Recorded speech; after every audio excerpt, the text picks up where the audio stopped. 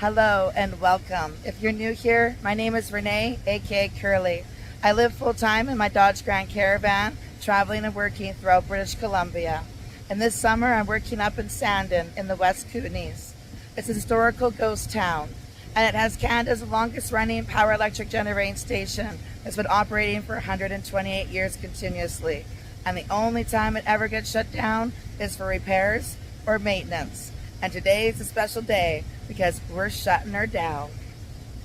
So the plan is to change out the Pelton cups on the Pelton wheel because, well, there was something wrong with the ones that were put in back in 1980.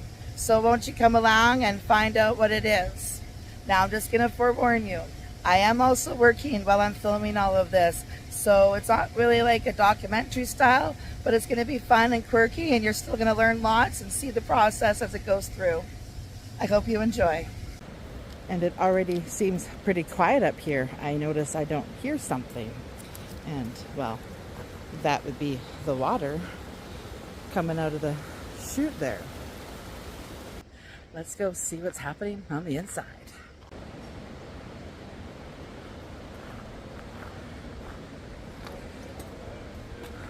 Oh my gosh. I don't think I've ever heard it so quiet in here. There is not a thing running. And everybody's working hard in here.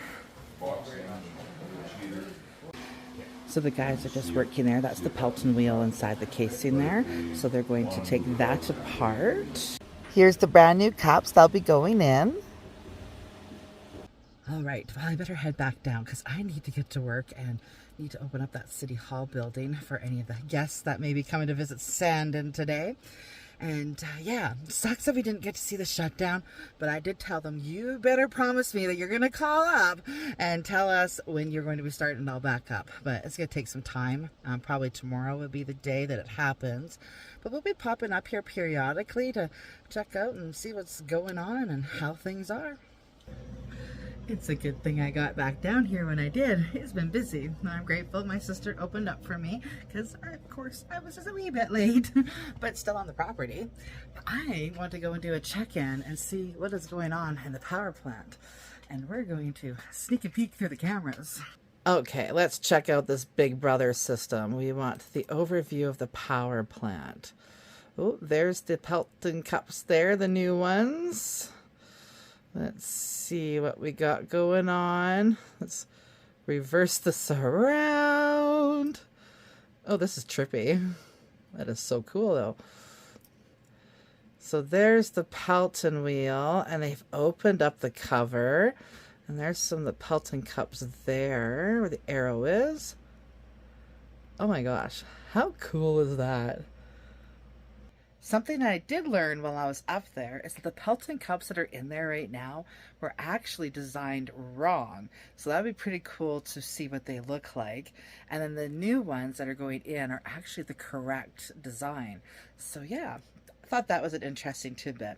I actually do have a question to ask them, because the power generating station provides electricity to the neighboring communities around here. So not only do we get our electricity from that generating station, we also provide to Silverton, New Denver, Roseberry, and Hills, as well as Three Forks. So now I'm curious, the generating station shut down, so how do we still have electricity? So that is the next question I'm going to be asking when I get to talk to the man, Hal. And here is the first cup coming off.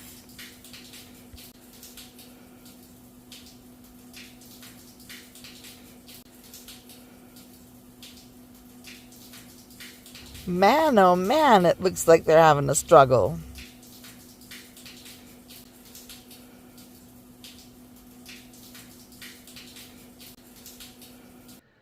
Doesn't look like too much is going on up there now. Apparently they're at a wee bit of a standstill. And, well, as soon as I'm off my shift, I'm going to explain that to you. Okay, everything's all locked up. Let's head on up to the powerhouse so I can explain why the standstill. So as you saw, they got the old cup out. This is it here. Pretty good shape considering it's been in there since the 80s. And that is a new cup there. So, don't know if you've noticed a bit of a difference. This old cup doesn't have those little dips right in here like this one does. This was originally how they were made. This was an accident. Bud has been doing his job, like I said, since the 80s. But the problem they've run into is the pin is going through here to hold the cups in place. They don't fit right. So they're trying to figure out how can they do this. They're either going to have to heat or freeze something for it to fit in. So I'm really curious on how they're going to do it, but the masterminds are at work right now trying to figure that out. But let's actually go check out the Pelton wheel itself. So they had to winch open the cover to be able to get to the Pelton wheel. I've personally never seen it myself. This is so cool. Oh, how awesome is that? These are some pretty cool markings on the outer side of the Pelton wheel. Here's a pin here. It's a pretty decent size. I guess it'd have to be to keep the weight of this cup pinned in there. Never ever have I had the opportunity to touch this original Tesla generator. So Hal's going to tell us how we have electricity here in Sandon without actually having a power generating station running. Well, the good thing is electricity can flow both directions. So almost all the time we are pushing electricity back toward Vernon from here. And right now, because we've got the plant down for maintenance, we're taking power back from Vernon direction to here. So it's, yeah. Awesome. It's very rare that this happens, but it's nice to have that option. Yes. So are we just running off of BC Hydro at this present moment then? Yeah. Right. Now, had it been before 2002, and we were integrated in feeding the BC grid. Yeah. Before that, this was a totally independent system. So that big diesel electric unit in the next room there is effectively a standby or supplementary power. And we could have actually used the big Blackstone engine and generated power here. In fact, we would have started it and synchronized it to this unit before we shut this unit down. The other one would carry on producing the energy, and nobody in the system, none of the customers would have noticed a thing. Oh, wow. It wouldn't even be a blink. Wow. So the two systems would have been running parallel long enough to make the changeover, and then we do the same thing going back again. Cool. But now instead of running that big diesel engine, we can use BC Hydro power for the alternate power. Perfect. Here. So, Awesome. Thank you. Yeah, you're welcome. So this is the Blackstone that he was talking about that they could have utilized, but as you can tell, they did not. So every Labor Day weekend, they actually start this machine up just to make sure it's still running, just in case we ever do need to use it, right? Because you never know. So yeah, if you ever have an opportunity to come to Sandon, that's always a good weekend to join.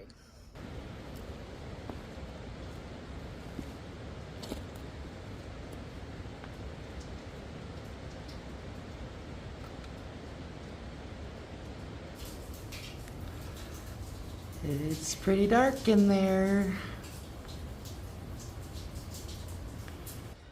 And as weird as this is, it kind of smells like the ocean.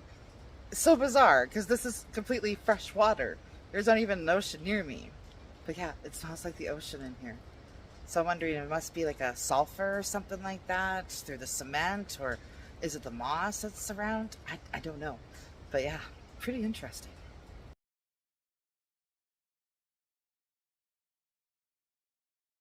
Well, the crew worked hard into the evening, trying to figure out how they're going to get these pins into the cup.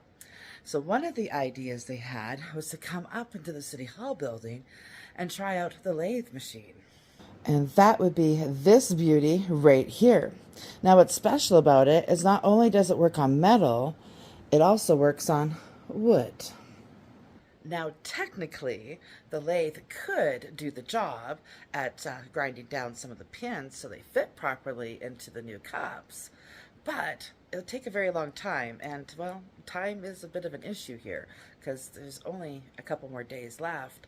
Then the crew has to leave for another project. And, well, we need to have the power plant up and running again, right? So they have come up with another plan. But what I have learned about the lathe is that it used to be in the Nelson shipyard. And, well, if you've ever been to Caslow on the Moye, well, parts of that was utilized on this very lathe. So we've been told. So what they've decided to do, instead of heating and cooling, because, well, that would actually be a last resort because it could possibly cause some warping on either the pin or the cups.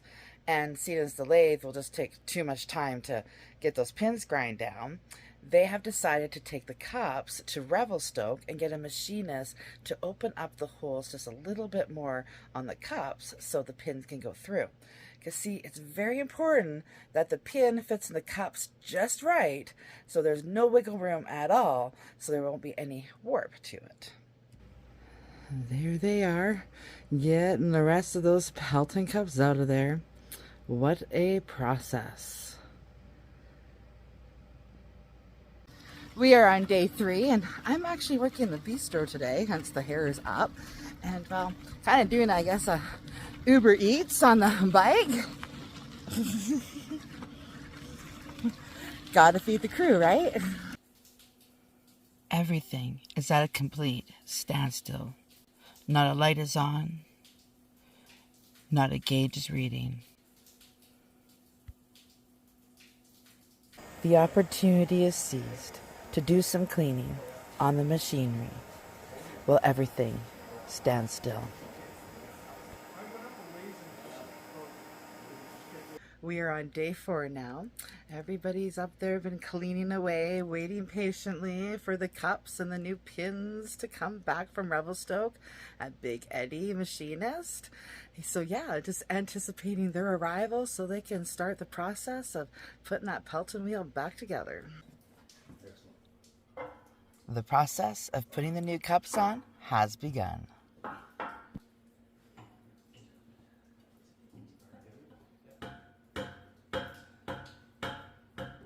And not only do we have new cups going on, we've got brand new pins as well. So that is what ended up happening for the final decision, was to actually get new pins made to put in there. So thanks to Big Eddie and Revelstoke for getting on top of the job and getting this done for us.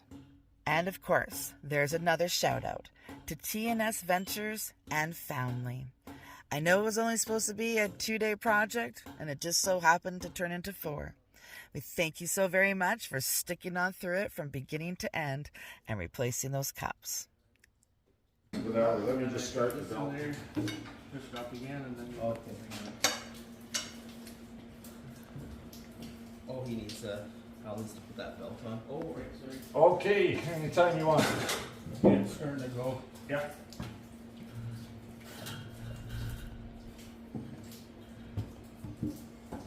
And go more. Okay, good. We got I a just- little more. Yeah, it might pop off here. Oh, no, it's working there.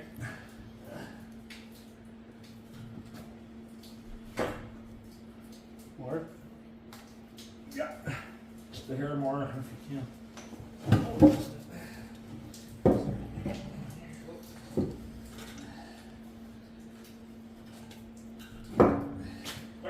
There we are. Good. They are off, and they're going to be heading up this way 6 kilometers to the intake. Well, if he's heading up this way, then I guess I need to head over this way because somebody is going to open up the intakes, meaning the power station is going to start up and the work is done. How exciting is this? Like, seriously. Okay, it's very exciting for me. I have been coming up here for 9 years when my sister moved here. And I've been working here for the last 3 seasons. And never, ever have I seen this power generating station at a complete stop. Ever. So to see it all to start back up and come back to life again, oh my gosh, we better head over there and check this out. So we are going to wait for now the water to come through here. That'll be the first start, of course. Ooh, here we go. It's a coming! And it's a coming quick!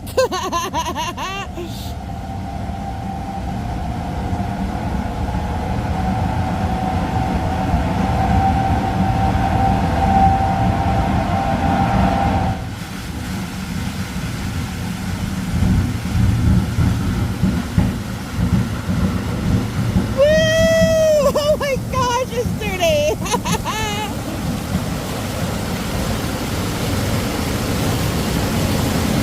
Little Niagara runs again.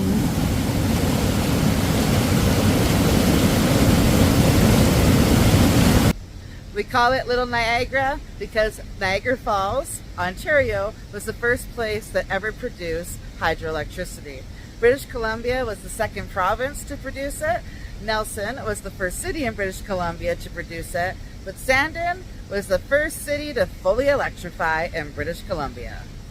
So while Little Niagara was shut down, they had found some artifacts down there because, of course, you got to go hunting for something. This is what they found. Some of the finds, some drill bits here for the core samples. So this one seems to have like a little piece of galena on it, so that's pretty cool.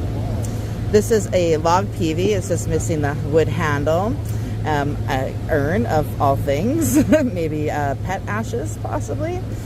This is a ceramic insulator, so that was like probably one of the originals up here, and looks like just like a little post part thing there, some bone and bottle cap top.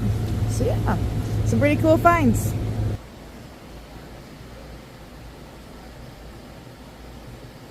Hal's just going to add a little bit of oil into the bearings, seeing as everything has been turned off for the last 4 days, and that should give it a nice smooth start up.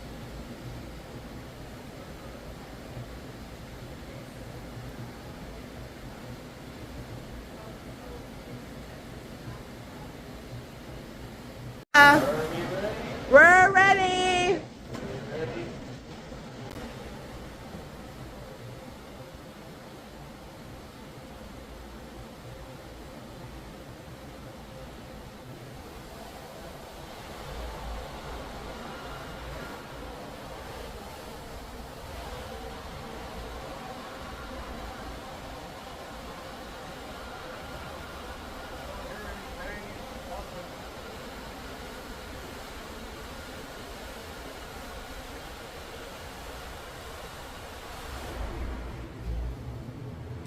There she goes. Woo!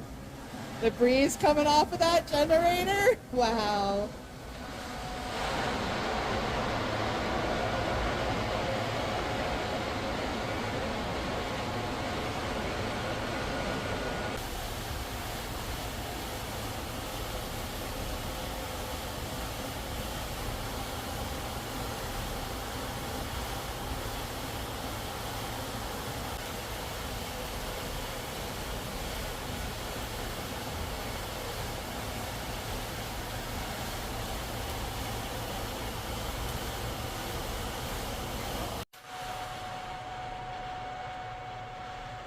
We're getting ready to sync back into the grid.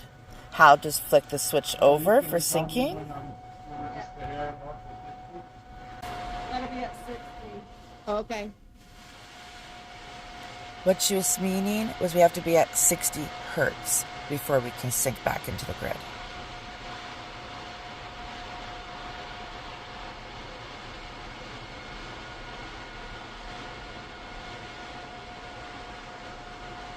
About 100 volts apart.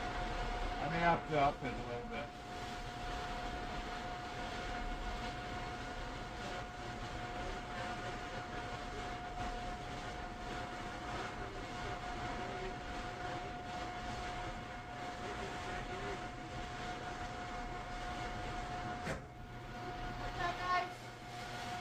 He has to run really quick over there to bring the governor back up. So everybody's got to clear the way.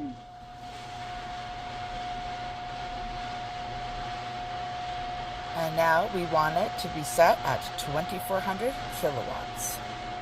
Kilowatts. Yay! definitely sounds different. I know. Yeah. Anthony likes it. I don't know Oh, if I do. it's a smoother sound. Yeah. Yeah.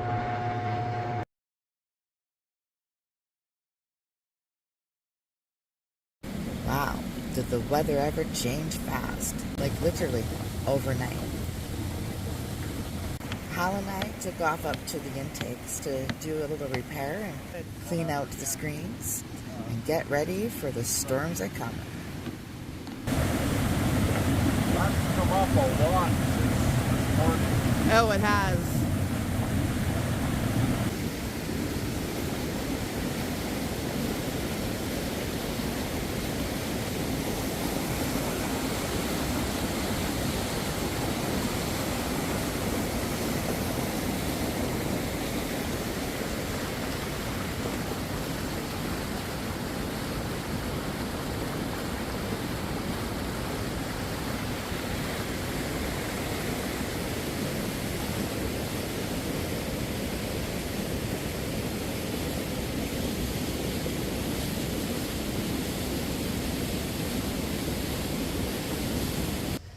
That was a pretty cool once-in-a-lifetime event that happened here in Sandon.